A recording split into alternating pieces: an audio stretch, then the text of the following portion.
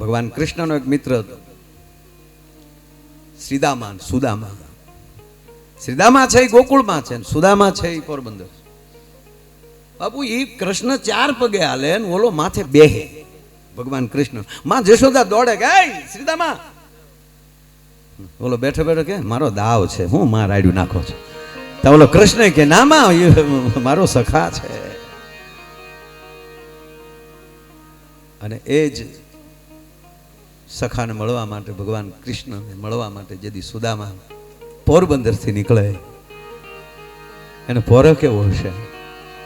ગોરાણીએ યાદી કરાવી તમારા મિત્ર છે, ખાલી મળવા તો જાવે. અરે કે પણ ગાંડી વાત સાચી છે, પણ તને તેમ છે ને કે હું ત્યાં યાચક થઈને જાઉં, પણ હું નિયમ લઈને બેઠો છું, હું લાંબો હાથ ના કરી શકું. કે પણ ગાંડા ક્યાં કાઢો છો, હું માગવાનું ક્યાં કહું છું. તમે મેળ્યા કોઈ દી? આ તમારી અંદર ભ્રમ જ રહી ગયો છો કે હું ત્યાં જાઉં એટલે નાનો છું. એવું ન હોય, તમે એકવાર તો જાઓ. અને હંમેશા નાની કલ્પનાથી જે માણસ જાય છે ત્યાં મોટું થાય છે. અને હંમેશા જેટલું મોટું કામ કરવું હોય એટલું નાનું થઈ જવું.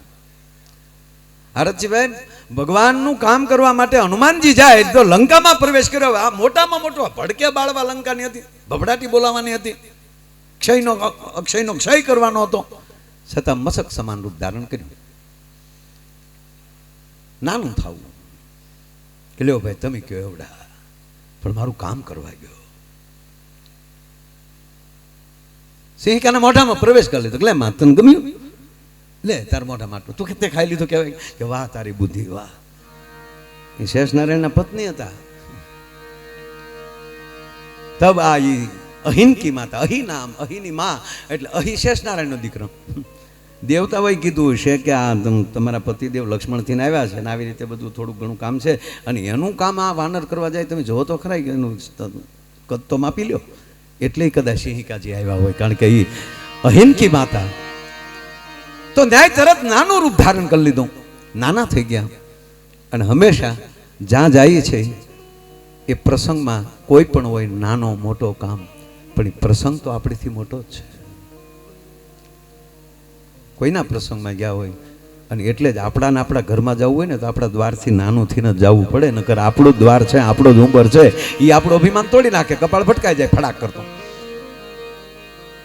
એટલે મિત્રતા આપણને નાના કરતા શીખવાડે છે.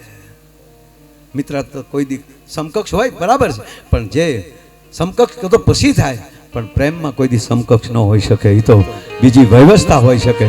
ક્યાં સુદામા અને ક્યાં ભગવાન કૃષ્ણ.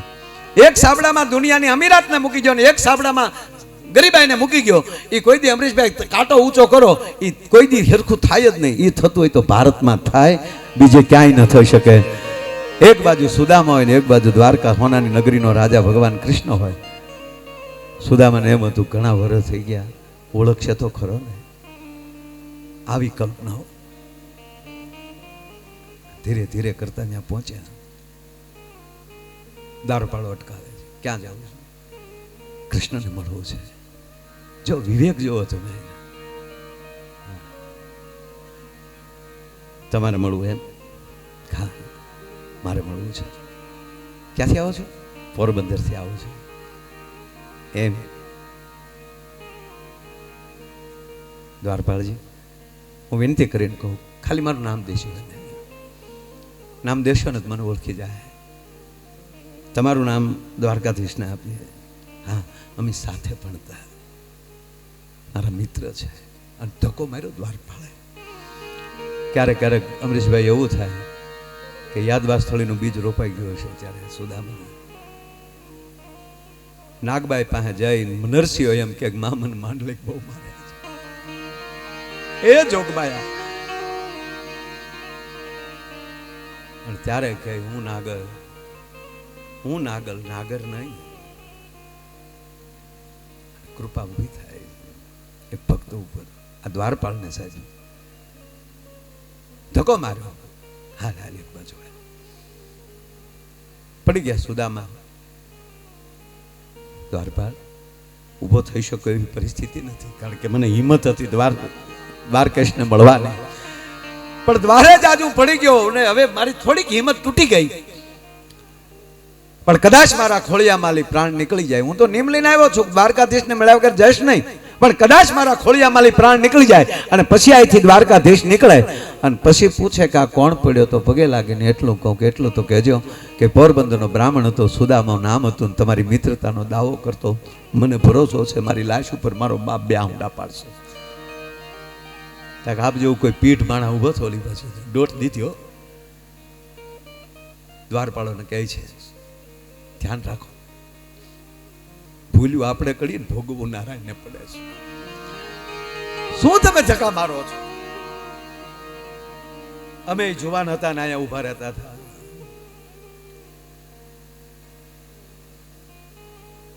દોડીને સુદામાને બથ ભરી બેઠા કરે. બાપા છોકરાઓ છે ખબર ન હોય, હવે આપ બેસો, હું જાઉં.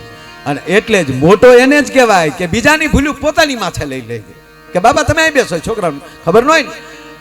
અષ્ટપટરાણીની વચ્ચે અખિલ બ્રહ્માંડનો અધિપતિ ભગવાન કૃષ્ણ બેઠા છે. દ્વારપાળ જય આ મિત્રતાની વાત હાલે એટલે વાત આ કરી. દ્વારપાળ જઈને કહે છે કે નારાયણનો જય હો, જય હો દ્વારપાળ. પ્રભુ ક્ષમા, મળવાનો સમય નથી અત્યારે. આપ આપના સ્વયં કક્ષમાં બેઠા બિરાજમાન છો, પણ આપને કોઈક મળવા આવ્યો છે. કોણ છે? બ્રાહ્મણ હોય એવું લાગે છે. આપ પહેલો સવાલ કૃષ્ણ કરે છે કે દ્વારપાળ, આ મારી દ્વારકામાં એ ક્યારથી શરૂ થઈ ગયું? ઋષિ મુનિઓને ચારણોને મારી પરવાનગી લેવી પડે અને દ્વારે ઊભું રહી જવું પડે? કે ના ના નારાયણ, જો એવું ન કીધું ગોલાએ અટકાવ્યો એવું નહીં, ના ના નારાયણ, પણ સેજ એમને દેખાવમાં એવું ન લાગ્યું. દુબળો દેહ છે, હાલે છે તો પગ કાયા ધ્રુજે છે, ઉઘાડા પગ છે, કછોટામાં કાણા પડી ગયેલા છે. ઓ ક્યાંથી આવે છે? કે પોરબંદરથી આવે છે. પોરબંદરથી આવે છે, બ્રાહ્મણ છે. નારાયણ આપની મિત્રતાનો દાવો કરે છે. દ્વારપાળ જટ નામ ગયો. કોણ છે? કે સુદામો. તા નામ રે સુણીને વાલો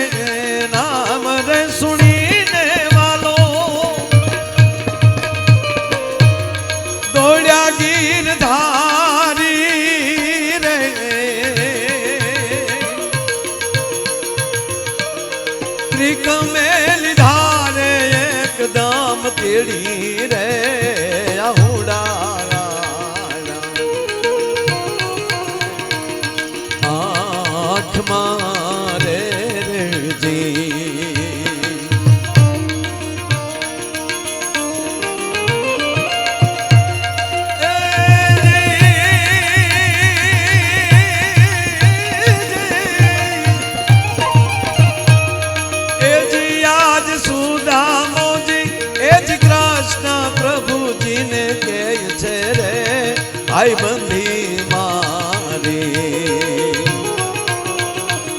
ભૂલ મારે રે દે.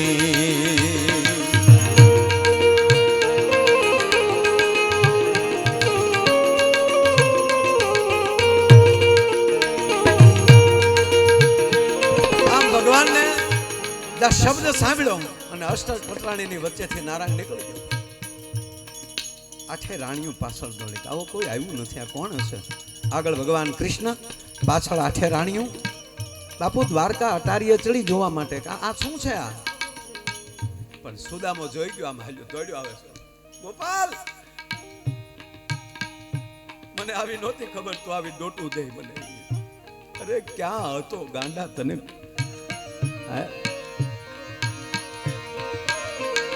શરીર સુકાણા જૈના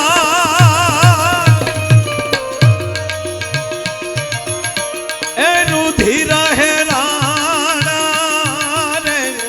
શરીર સુકાણા જૈના એનું ધીર હે રાણા રે.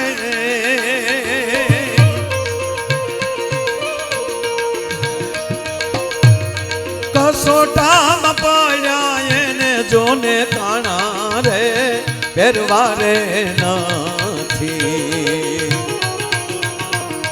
પોતડી રે રહીજી અરે પહેરવારે નથી પોતડી રે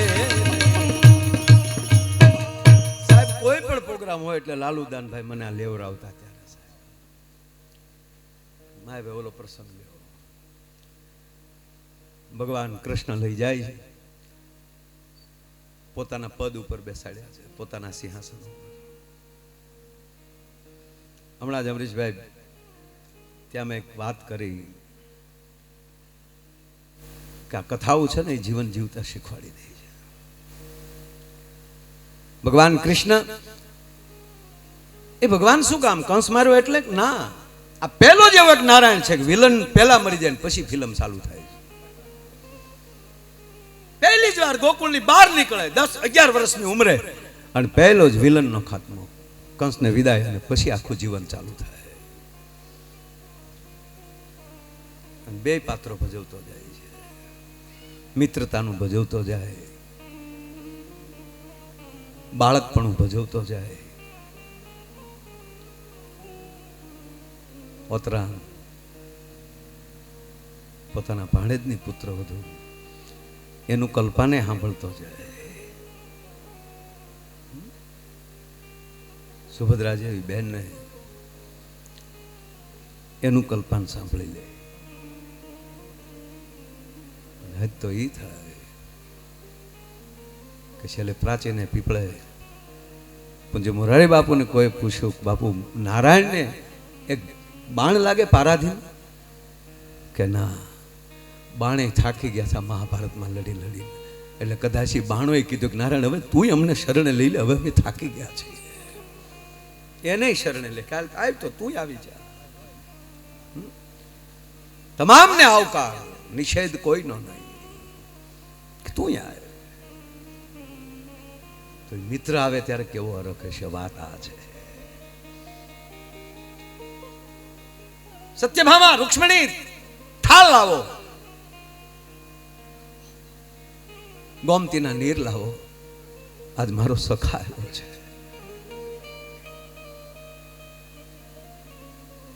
નારાયણ પગ ધોવે છે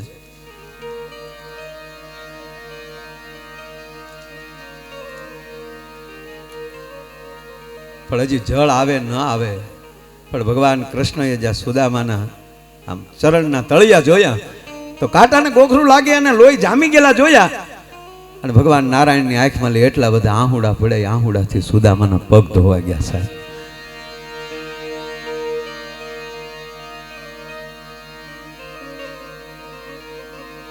ઈ હાથ પગ ચોળે એની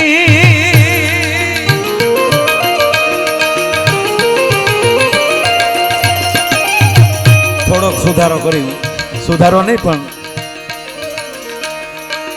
હાથ પગ ચોળે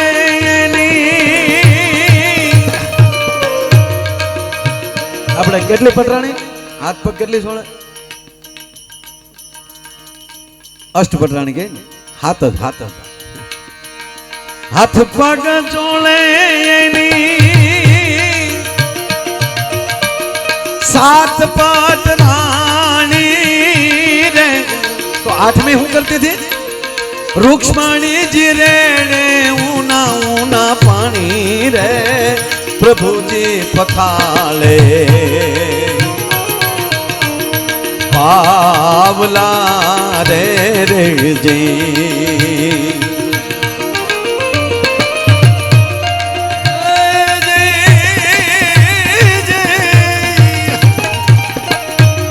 મિત્ર હેડા કીજીએ वो तो ढाल सरीखो पण सुख में पाछળ પડ્યો રહે आरे वो तो दुख में आगल हो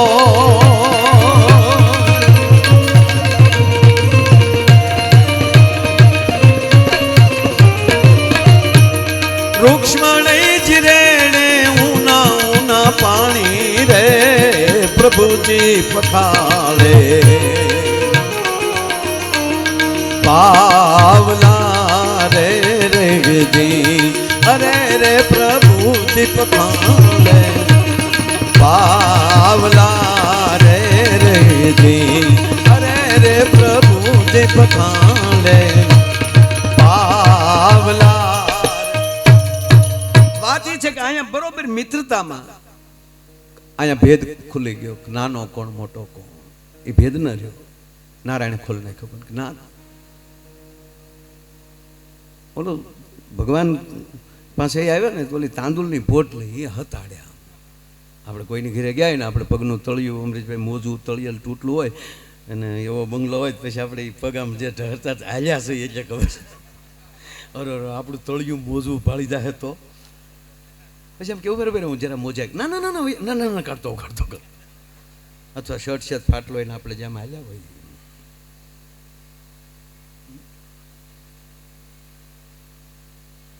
નારાયણ જોવે છે કે હજી હતાડે છે. સુદામાએ કેવું જીવન મિત્ર માટે ઘા કરી નાખ્યું. જ્યારે ભણતા હતા સાંદીપનીના આશ્રમમાં ભણતા હતા, બાજુમાં એક નગર અને નગરની અંદર એક ભૂદેવ રહે અને ભૂદેવને બરોબર 4 મહિનાનું અનુષ્ઠાન પૂરું થાય છે અને એને બરોબર પારણા કરવાના. ગોરાણીને કીધું ગામમાં ક્યાંક ભિક્ષા લઈ આવું તો ગામમાં ક્યાંય બીજી ભિક્ષા ન મળી પણ એક નગર શેઠ હતા. શેઠને કીધું શેઠ થોડુંક કાંઈક આપો ને તમારા ગોરદાદા થોડુંક બાપા પારણા કરી લે. એટલે હીર ભરેલી થેલી હતી એમાં સીણ્યા નાખ્યા. જો કોકને રતન લાગશે થેલીમાં સીણ્યા નાખ્યા. થેલી લઈને ગોરાણી હાલ્યા જાય. એક ચોર જોઈ ગયો કે નક્કી શેઠે કંઈક મોટી દક્ષિણા આપી લાગે. હવે એક બાજુ અહીંયા 4 મહિનાથી ગોર બાપાએ કાંઈ લીધેલું નહીં, એટલા ચણ્યા મળેલા એ ચોર લઈને ભાગ્યો. ગોરાણીએ દેકારો કર્યો ચોર ચોર, કારણ કે સર્વસ્વ વયું જતું. પાછળ ગામેડું થયું ને આણે બરોબર સાંદીપની વાળો આશ્રમ લીધો એટલે એ હોહરવો પડી ગયો ને બરોબર સાંદીપનીજીની ઝૂંપડીમાં ઈવડી થેલીનું ઘા કરી અને ઓલો ચોર પરબારો નીકળી ગયો. લઈને મારા હાથમાં ભાળી છે તો હવે આવડા પકડીને મને મારશે. એ ન્યા ઘા કરી નાખ્યો અને આ ટોળું બધું ઊભું રહી ગયું. ચોર દેખાતો બંધ થઈ ગયો અને ગોરાણીના મોઢામાં નીકળી ગયું એ ખાહે અને દારિદ્રતા આવશે.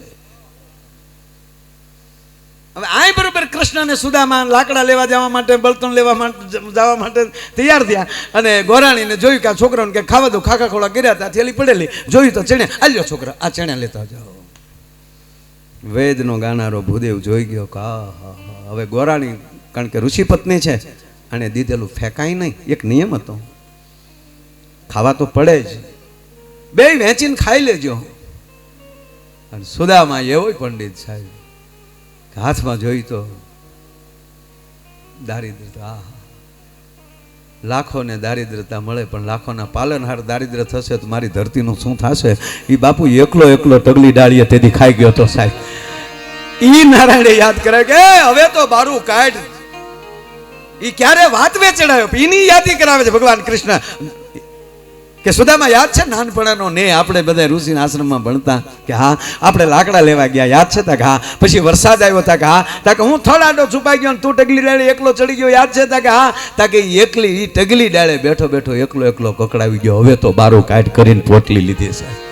આ બોલ્યા છે કૃષ્ણને આ કે તેથી એકલો કકડાવી ગયો. મારે એ મારા ભાગમાં નો રહેવા દીધો. હવે તો બારું કાઢ હોનાના થાળમાં મૂક્યું અને આપા જેમ જેમ ગાંઠું છોડતા ગયો નારાયણ સુદામાના દારિદ્રના ભૂખા નીકળતા ગયા. અને એક બુકડો બે બુકડો બેમાં તો રીધી સીધી ખડીને એટલો મોજમાં હતો કે ત્રીજા બુકડામાં દ્વારકા દઈ દેવાનો હતો. અને રૂક્ષ્મણીએ બાવડું પકડ્યું. બસ હો એટલું તો અમારે હાટું રહેવા ગયો. બોલે છે રૂક્ષ્મણી કે આના પોર રૂક્ષ્મણી શું કરું? મારું સર્વસ્વ હું જે કાંઈ છું એ આભારી મારો મિત્ર છે, મારો સુદામો છે. મારું દારિદ્ર ખાઈ ગયો અને કોઈ દી કોઈને કીધું નહીં એને. અને કોઈ દી દ્વારકા બાજુ ડગલાય ન માંડ્યા કે કદાચ હું જાવ તેમ થાય.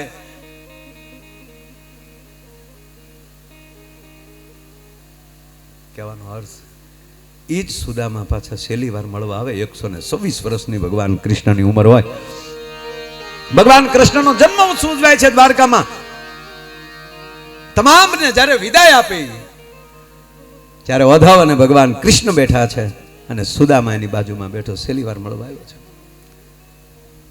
સુદામા, હા ગોપાલ, આપું કાંઈ? રામ અવતારમાં ભરતને પાદુકા આપી છે, કૃષ્ણ અવતારમાં ઓધવને પાદુકા આપી છે. પેલા ઓધવને પૂછ્યું કે આ જોવે છે હોનાની નગરી કે ના? તારી વગર અમારે શું કરવી હોનાની નગરી? તો આ દિવસેથી એટલી એટલી વ્યક્તિઓને એટલી એટલી જગ્યાએ લઈને વયા જજો, બધી ભલામણ કરે છે. આ ભલામણો સુદામા બેઠો બેઠો સાંભળે છે. છેલ્લે કહે છે કે સુદામા, તારે શું જોવે? ગોપાલ પહેલી વાર આવ્યો તેથી માગ્યા વગર તે બધું આપી દીધું. તારી પાસે શું માગવાનું હોય?